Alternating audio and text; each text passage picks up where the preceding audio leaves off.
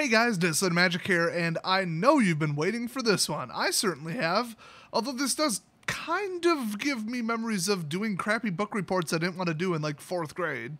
Oh, and then reading books I didn't care to read in 11th grade. That ruined reading for me forever. 700 pages about Norwegian farmers in North Dakota doing nothing, and that's the point.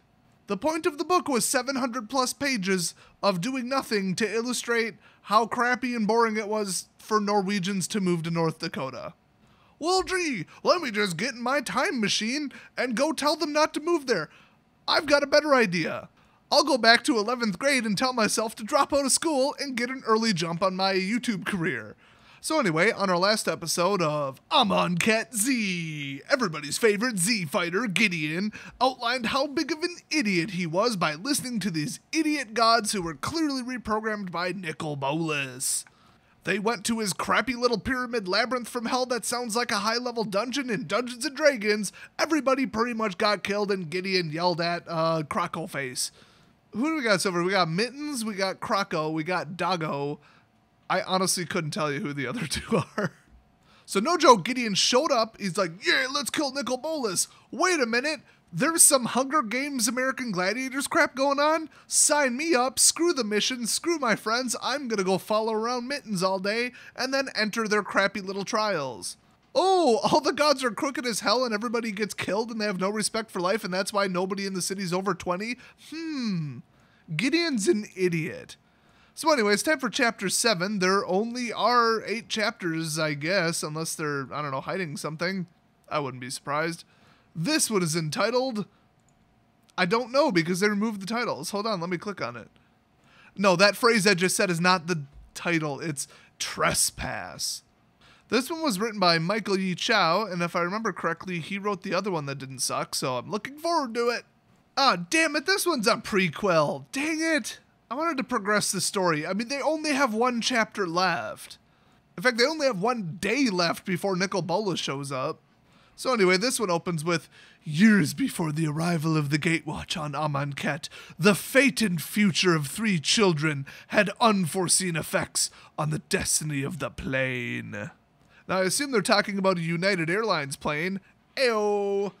Oh, I've got to read this opening verbatim because this just sets the tone for the whole damn thing. And by the way, I have not read it ahead of time. I'm reading this in real time. She found him at the edge of the water. Period. End of paragraph. Have some artwork. The screech of the cranes taking wing. I honestly do not think that that's a thing. I don't think that's a phrase. Anyway, the screech of the cranes taking wing instead of taking flight announced her presence. Okay, I'm already sick of it. I'm just going to paraphrase it. Okay, so bird kid and human girl person, they're like by some water. Yeah. Calling it right now. The girl is Samut. So, I don't know. One of the kids pushes the other kid into the river and then like, haha, let's fight because that's all we do around here. So Jeru's there and he's being a spoil sport like, hey, we should be preparing, not playing in the river, even though they were preparing and not playing in the river. I think we established in the last chapter, Jeru's an idiot. So apparently they're stealing more crap from... Oh boy, here we go. Hunger Games, Harry Potter, the Divergent. I feel like there's more, but I'm too lazy to think of them. So apparently they're old enough now to be sorted into crops, or teams, or districts, or whatever the hell they do on Divergent. So get out the sorting hat, because he's going to put you in Hufflepuff. So they're all excited because it's like the next day and it's like the middle of the night and they couldn't sleep or something. I don't know. It didn't make any damn sense to me. And I'm also skimming because I hate prequels. If Jar Jar Binks shows up to this story, I am going to smash my monitor. So they're all like, oh boy, I sure hope I don't like turn into a, whatever they call it, dissenter.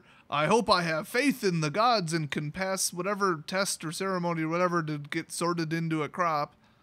You know, it's not actually foreshadowing if we already know that Samut turns into a dissenter, runs screaming down the alleyways in like chapter 1 and tells everybody the gods are a lie and the trials are a lie and the cake is a lie and all that other crap that she did.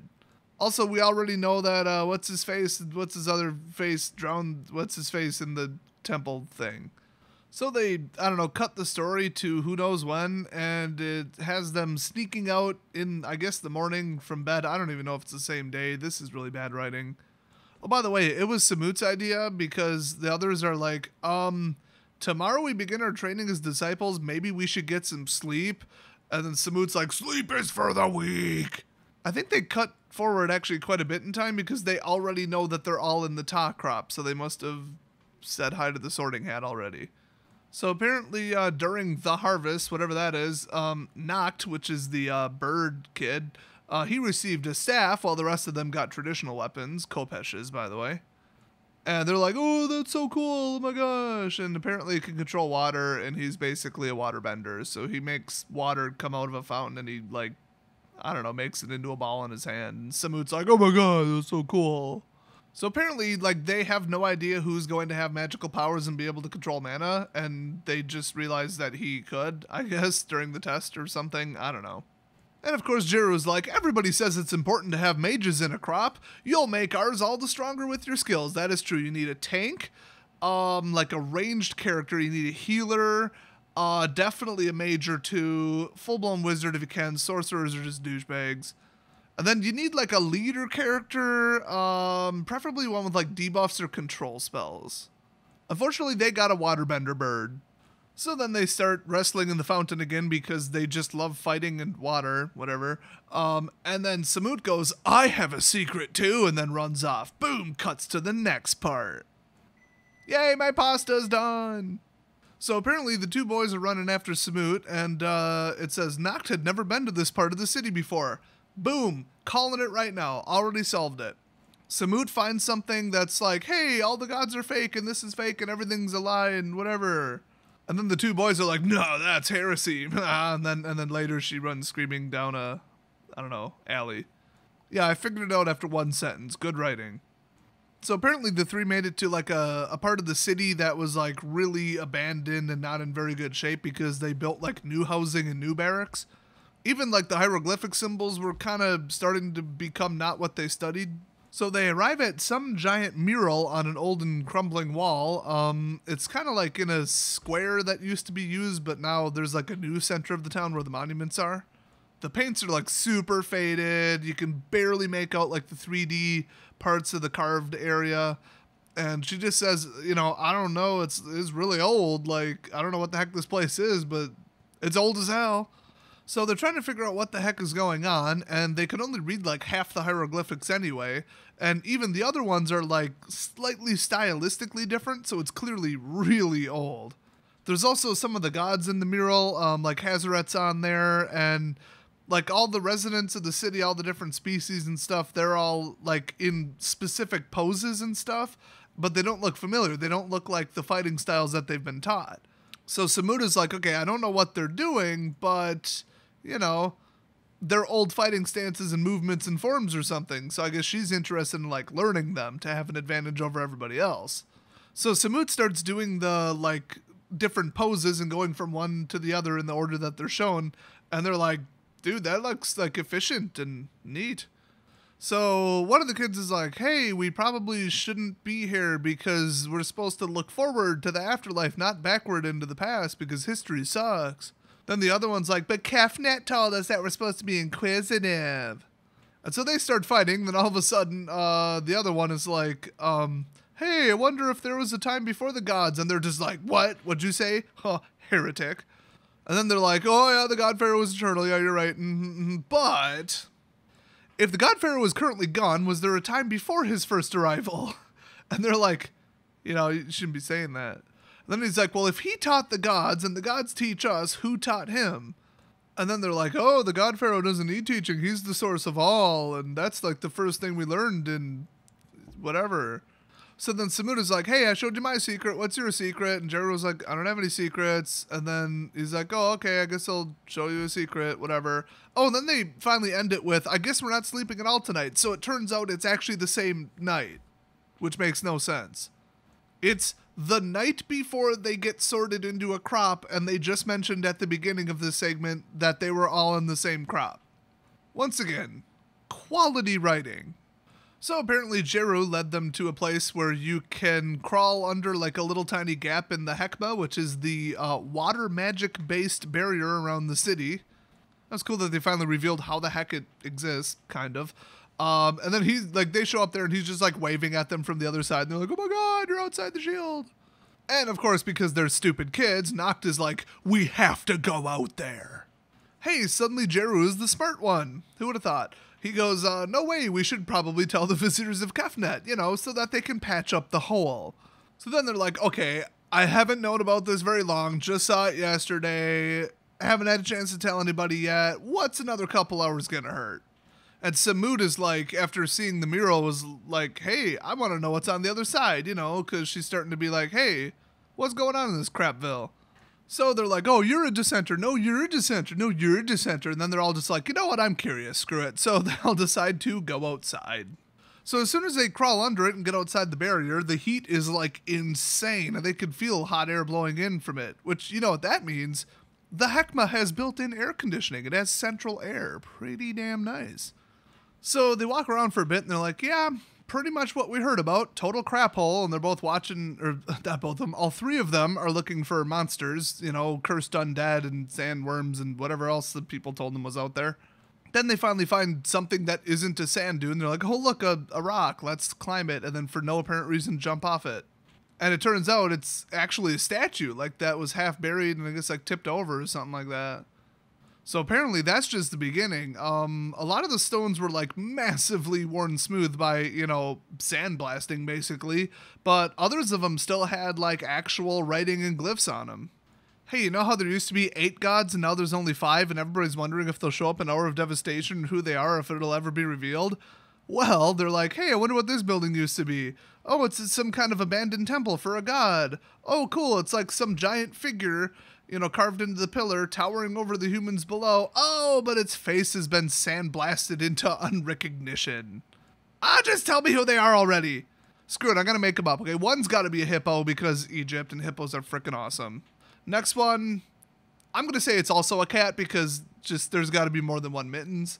Third one, Togepi from Pokemon. Those are my guesses. Lock them in. We'll see how accurate I am if we ever find out. So then they hear something, and spoiler alert, because they put the artwork in, it's a Grim Strider, which, quote, is taller than the gods and big enough to move around the sand when it walks. So yeah, kind of big. So then they're like, oh my god, what is that? And Samut's like, I don't know, don't care to find out. Bye-bye, let's go. So they make a break for it, and they slide down a sand dune toward a shallow, fetid pool of water. Really? Remnants of what must have once been an oasis. It's also one of the dual lands. Oh, what a coincidence. They had to throw in the term fetid pool at some place. I knew it. So apparently they just bolted until they made it into some kind of tiny stone structure that looked like some kind of shrine or something. This is classic. So Jeru says, okay, endless heat, sand, destruction, desolation, crazy monsters and demons. The desert wastes are everything we've been taught. Are you too happy now? Can we go back? See, in every horror film, there's that one smart character. Ooh, now it gets interesting. And I knew it. This is the basis for Samut's issues. Because they're inside of a shrine that had technically still a wooden door on it, they could pretty much read all of the hieroglyphics, and they were a little bit more readable, a little bit more familiar to what they were used to learning. And there's the big honkin' symbol for Nicol Bolas, and right under it, there is just one single word carved just as shakily as his actual symbol. Like, it was like an after-the-fact addition. It's the word trespasser. Dun, dun, dun. Samut saw it as well, and looked questioningly at Noct. Noct shuddered. The word felt like a bad omen. Yeah, the movie Omen was actually pretty bad. A curse reaching out across time from the God Pharaoh himself. Yeah, or somebody was a dissenter. They found out about the God Pharaoh being a load of crap, and they carved that into the runes so that somebody else would see it. Okay, I'm going to read this next part the way that I would interpret it being read, and I apologize in advance. I'm sorry, Jeru. You were right. We should not have come here. Another involuntary shiver rolled down his spine despite the oppressive heat. Samut turned her attention back outside. Let's get back to the Naktamun, which is, by the way, the name of the city, before... What are those? Yeah, that's right. Even outside the Hekma, there's some dank memes. It must have been a picture of the God Pharaoh in some really weird shoes. But actually it wasn't shoes. They opened a door slightly that was already kind of open and, whoops, zombies. And they're starting to rise. We got human zombies, jackal zombies, avan zombies. They got the whole dang menagerie. See, I can throw in card names too.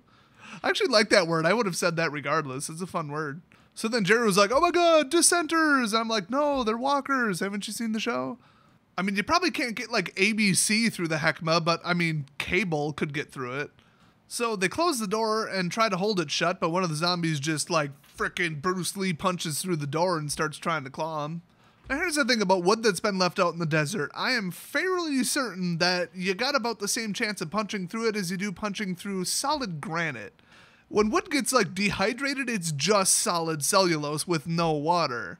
I believe easily punched through aged wood that they're thinking of would be driftwood from the ocean, and that stuff is glorified styrofoam.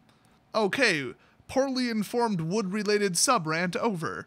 So then bird guy jumps up, flaps his wings to clear out all the sand from the shrine, which I find very not believable.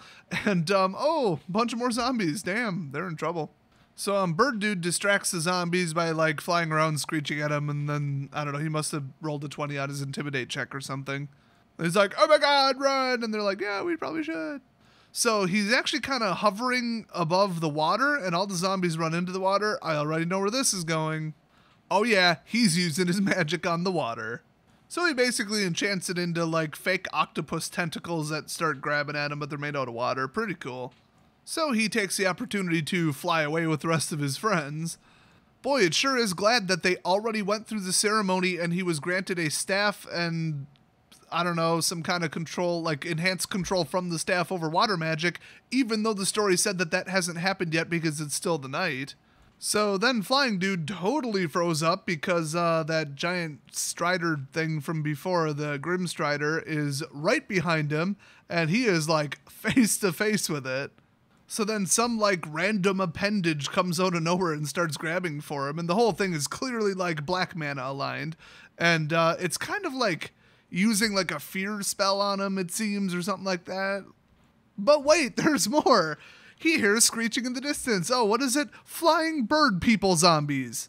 Awesome. So he gets surrounded by a whole bunch of bird zombies, and then the Dread Strider thing, or whatever the hell it was, Grim Strider, uses some magic on him or something. I don't know. It just says the darkness consumed him. So yeah, he did. From another character's point of view, we hear that as soon as the weird appendage touched the bird guy, he just instantly withered and decayed. So clearly life drain spell. So one of them tackled the other one, and they basically just like hid under the sand mostly until they, saw the second sun coming up and heard absolutely nothing. And they kind of heard the creatures walking away too. Oh, I totally got to narratorize this part. Time passed in cascading waves, burying that moment deep within the hearts of the two children. Yet from the seeds of their pain, divergent thoughts and questions grew, bearing vastly different fruit. Yes, because we know Samut's already a dissenter. Okay, this ain't news. You're not foreshadowing anything. It was in chapter 1, for God's sake. So apparently Samut just started, anytime she'd remember that event, like going to the old abandoned parts of the city that were still inside the barrier, and, trying to read all the glyphs and look at all the artwork and figure out what the heck's going on. And apparently it just made her question the trials and the nature of the gods even more. So one day she goes wandering really, really deep into a sealed chamber below Bantu's monument, which, if I remember correctly, is the black aligned god. And she discovered a glyph that she had never seen, ever, not even like outside the city, not inside the city, nowhere. Uh-oh, what's up now? The walls of the shadowed chamber spoke of the god pharaoh's first arrival on Amonkhet, of his eminence and power. His horns, the ever-present symbol so common throughout Naktamun, reigned over all else. But the hieroglyphics do not call the god pharaoh as such, instead naming him something different, a name she could not decipher, written in an ancient script lost to time. However, underneath that, somebody was nice enough to translate it. They wrote, trespasser. And Samut's like, wait a minute. I'm going to read the rest of these glyphs first, but yeah, it seems the God Pharaoh was the great trespasser. He was clearly not from this world, and he was born elsewhere, then just kind of arrived and blew everything straight to hell. He did not save us from calamity, he caused it. Dun, dun, dun, number 2. Actually, I take the dun, dun, dun back. We already knew this. So then she's like, oh my god, the cake is a lie, and she runs out of there at full speed. I think we all know where she's going. Chapter 1, duh. This is a prequel, after all. Now this is interesting. As she left the chamber, it says, a dark magic slowly flickered to life across the runes, and the image is from Trespasser's Curse, which is the 2-cost black enchantment that you place on a player, and every time they summon a creature, you gain a life, and every time they summon a creature, they lose a life and you gain a life. So that's weird. They didn't really follow up on it. They're just like, oh, some magic flickered to life across the runes. So that'll come up later, I guess, maybe. And, yeah, we have basically one day before Nicol Bolas returns, so should be interesting. I really thought this chapter would be about Liliana fighting that demon guy with the rest of the people, but that'll probably be one of the early storylines from Hour of Devastation. But then again, like, if Nicol Bolas returns, why would they fight the demon first? I mean, maybe they'll fight him last. Maybe, he'll probably, like, escape to another plane, and then Liliana will rope them into chasing him, and then we'll have a demon-based, I don't know, plane or something. I am going to laugh so hard if I just accurately described Ixalan. So that's it for today's episode of Amonkhet Z. What will happen to the Z fighters in the next chapter? Probably a lot more than happened to them in this chapter, which is nothing because it was a crappy clip show episode / prequel. Say it with me, folks, filler. This story has got more filler than the Taco Bell beef mix. But seriously, why were people tripping over that? Okay, they found a way to take soybeans, mix them with beef, and make it kind of still taste like beef while making it cheaper and healthier. People are like, oh, this is only 46% beef. That's so unfair.